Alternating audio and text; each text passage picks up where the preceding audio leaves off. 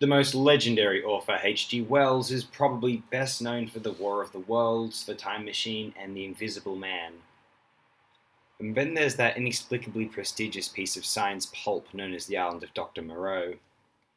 We have to encourage younger generations, our impressionable children, to open up the time machine and engage their budding imagination, or to read The War of the Worlds and experience the terror of futility and then the savage beauty of irony, probably the most popularly beloved manifestation of literary irony in history. As for Dr. Moreau, well, maybe that can wait until adolescence at the earliest.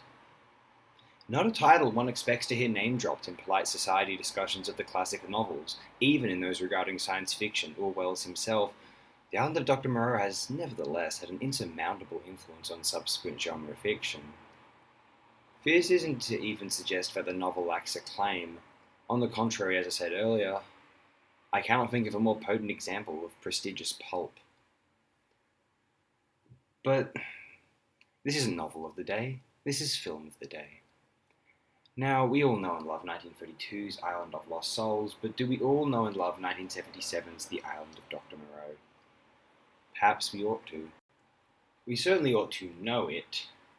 This is a very commendable, if not goofy, adaptation of the novel, but I mean, we cannot expect it to not be goofy, right?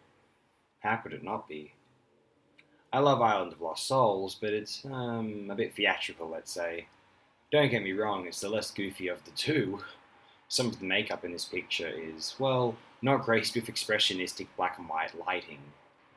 But still, Burt Lancaster as Dr. Moreau.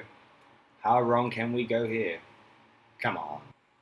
It is unfortunate that the 1996 adaptation is probably the more well-known of the Moreau films due to its incredible infamy, but for those lamenting a worthwhile adaptation of Dr. Moreau in colour, do make sure you view the 77 picture. You might like it more than you expect. I would suggest going in with the expectation that you'll be watching genre pulp. But I mean, this ought not be considered such a shame. What is a novel if not pulp? I know that term is really probably quite anachronistic to 1895, but I'll assume you get the point. I quite enjoyed this one. Very glad I viewed it. Good fun.